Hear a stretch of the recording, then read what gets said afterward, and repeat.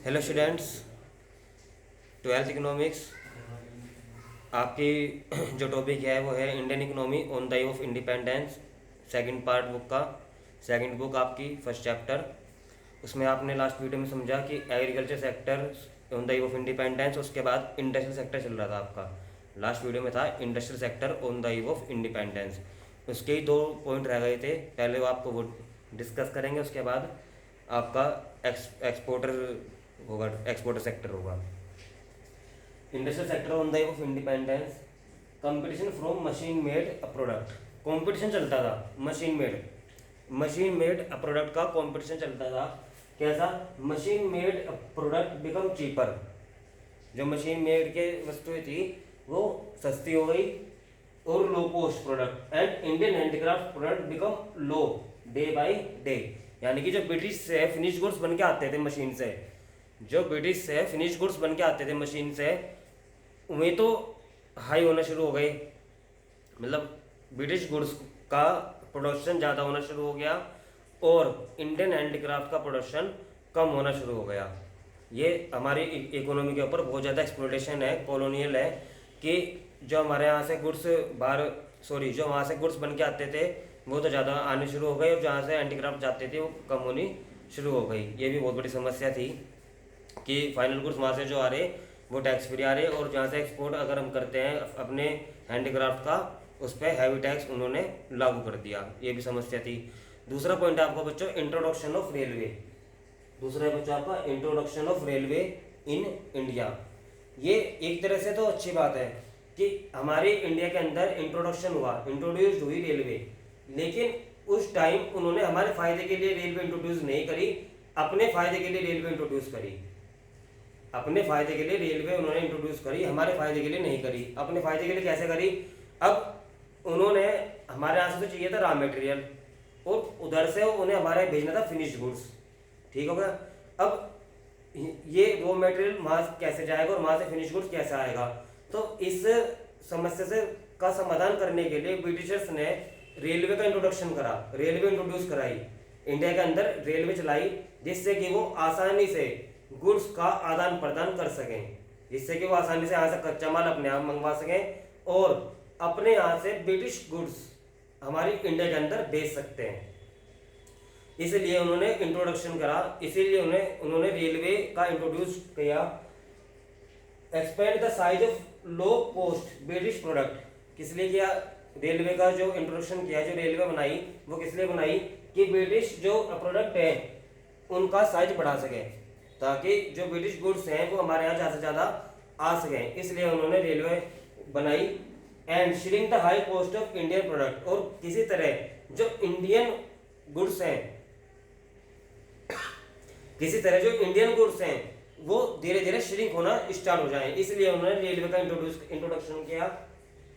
इसीलिए उन्होंने यहाँ पे रेलवे स्थापित करी, इस्टेब्लिश करी, ताकि ब्रिटिश प्रोडक्ट आसानी से इंडिया आ सके और इंडियन हैंडीक्राफ्ट धीरे धीरे खत्म हो सके और कच्चा माल इंडिया से बाहर जा सके। इसीलिए उन्होंने रेलवे का इंट्रोडक्शन किया हमारी इंडियन इकोनॉमी के ऊपर। इसीलिए सबसे एंड में यही बात आएगी कि ब्रिटिश गवर्नमेंट ने बहुत सारा शोषण किया इंडियंस का, लेकिन एक काम अच्छा करा। क्या अच्छा करा? रेलवे इंट्रोड्यूस करा दी हमारी इंडिया के अंदर। उन्हीं की लाई हुई है इंडिया रेलवे हमारी इंडिया के अंदर। ठीक हो गया स्टूडेंट्स? आगे का टॉपिक है आपका foreign trade under British rule. Foreign trade यानी कि आपको पहले भी समझाया था कि हमारे यहाँ से इंडियन हैंडीक्राफ्ट बाहर वर्ल्ड वाइड रेपुटेशन थी उनकी, और यहाँ से बाहर एक्सपोर्ट होते थे। तो उसी के बारे में हम थोड़ा डिस्कस करेंगे यहाँ पे। Indian was well known exporter of finish goods. हाँ, सबसे पहले आपको पता होना चाहिए कि ब्रिटिश रूल से पहले इंडिया जो है बहुत अच्छा एक्सपोर्टर था फिनिश गुड्स का। हमारे यहाँ से बहुत अलग अलग तरह के फिनिश गुड्स एक्सपोर्ट होते थे। पता होगा आपको कि ब्रिटिश रूल से पहले इंडिया जो है बहुत अच्छा एक्सपोर्टर था, बहुत अच्छे फिनिश गुड्स यहाँ से एक्सपोर्ट होते थे, जैसे कि cotton, silk, textile, iron, wooden goods. ठीक है बच्चों, ये कुछ आपके मैंने गुड्स के नाम बताए, आपकी बुक में लिखे हैं, बुक को फॉलो करते रहना वीडियो देखते देखते। ये नाम आपकी बुक में लिखे हैं।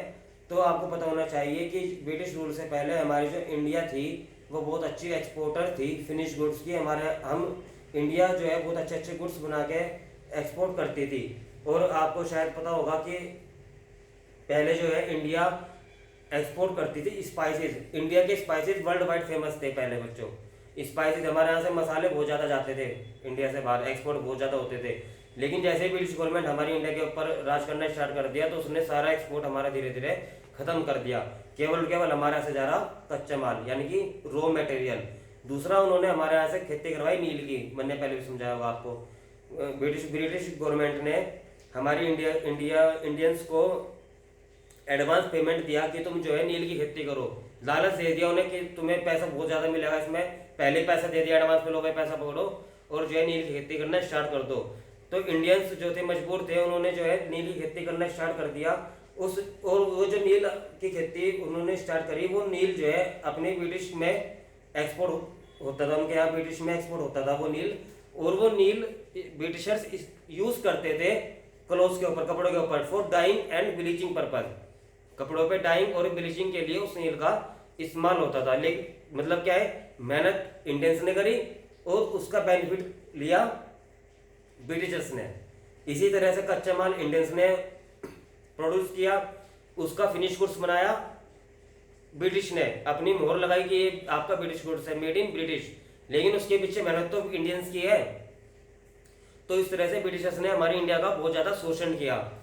आगे है बच्चों, बट ब्रिटिश कन्वर्ट, क्या करा ब्रिटिश ने, कन्वर्ट कर दिया India into net exporter of raw material and importer of finish goods. Convert कर दिया इंडिया ने, क्या करा बच्चों, British convert India into net exporter of raw material. India तो बन गई नेट एक्सपोर्टर रॉ मटेरियल की, इंडिया तो बन गई नेट एक्सपोर्टर रॉ मटेरियल की, और ब्रिटिश बन गया net importer of finish goods.